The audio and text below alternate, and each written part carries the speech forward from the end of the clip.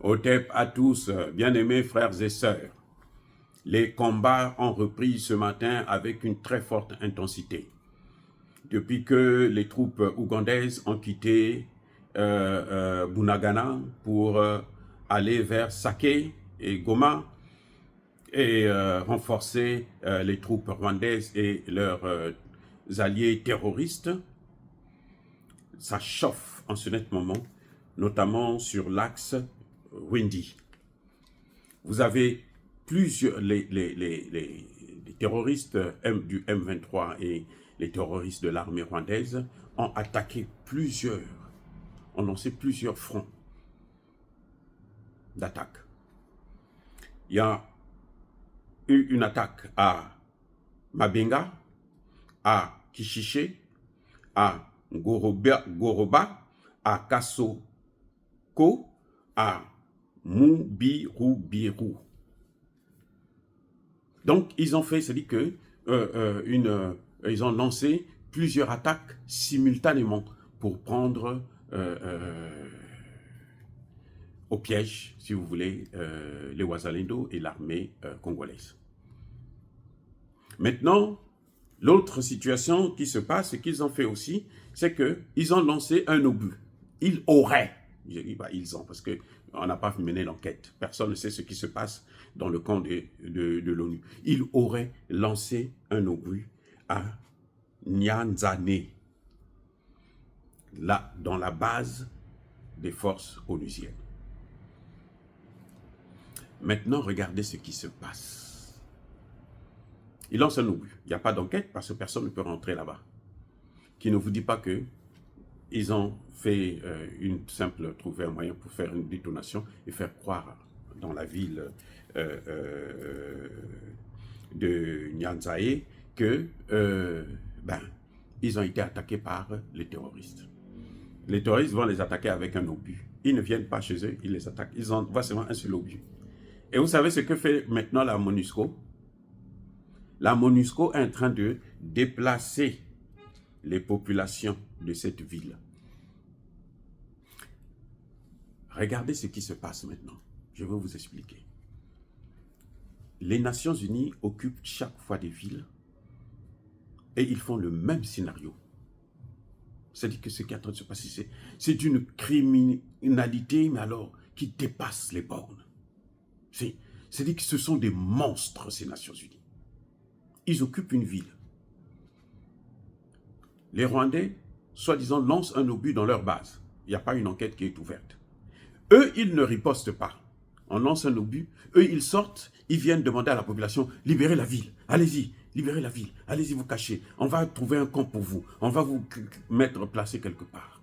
Ça a toujours été comme ça. Ce jeu que je suis en train d'écrire en ce moment-là, c'est ce qu'ils ont fait depuis 24 ans. C'est ce qu'ils font que faire. Quand vous entendez que les Nations Unies sont dans une ville, ne soyez pas surpris que 5 jours, 1 mois, 2 mois plus tard, cette ville tombe dans les mains des terroristes.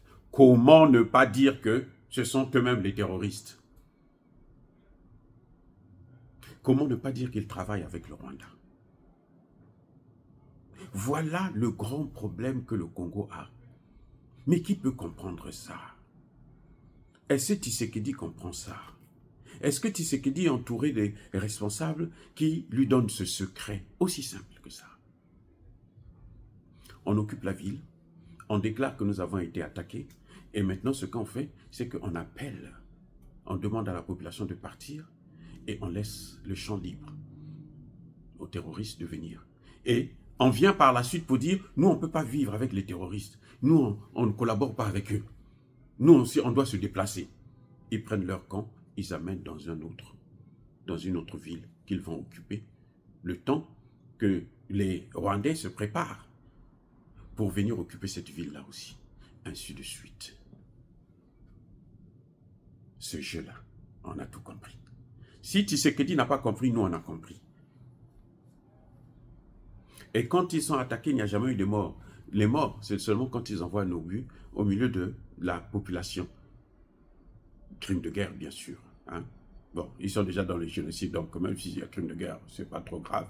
Mais comme ils sont dans l'impunité parce que ils sont mandatés par les juges du crime de guerre, les juges des droits de l'homme et de la protection des civils, alors nous n'avons que des larmes pour pleurer, puisque nous avons aussi des dirigeants qui sont laxistes, qui sont peureux, qui n'ont pas de couilles.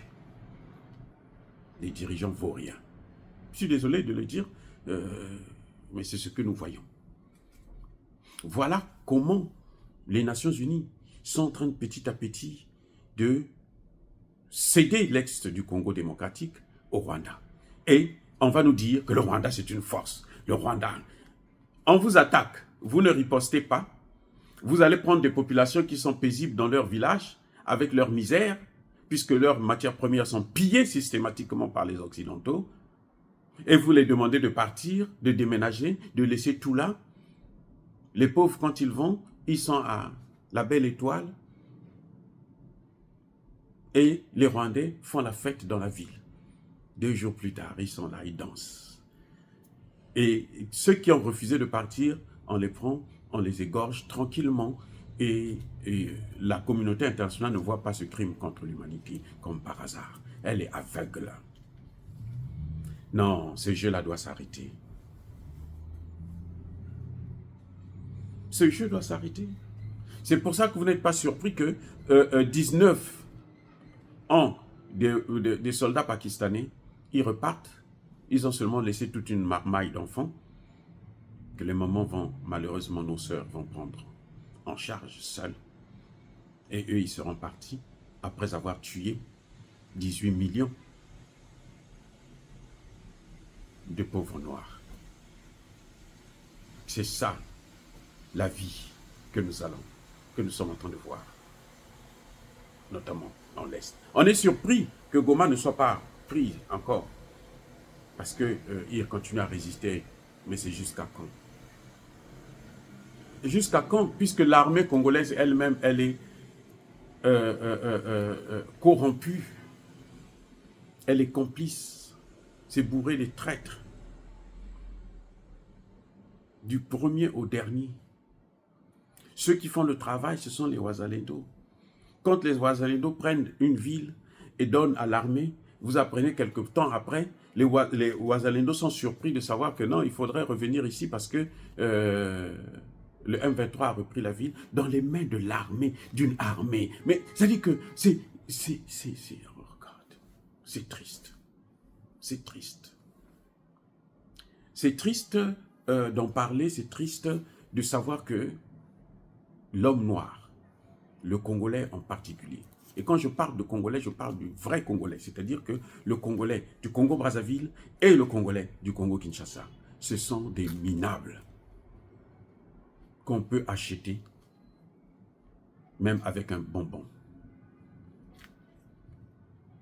Ils sont prêts à tout. Ils sont prêts à tout, y compris vendre leur propre corps pour l'argent, pour le pouvoir.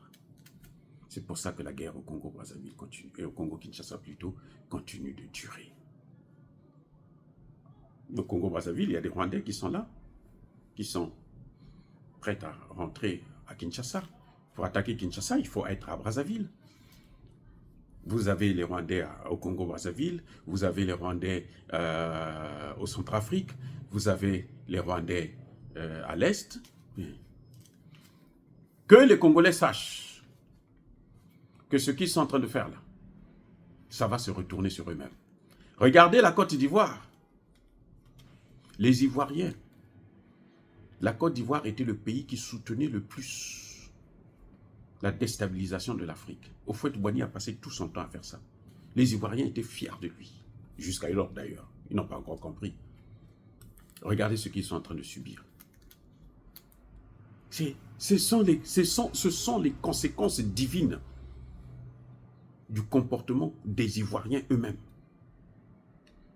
Les Congolais n'ont pas encore subi, et ils subiront le moment venu.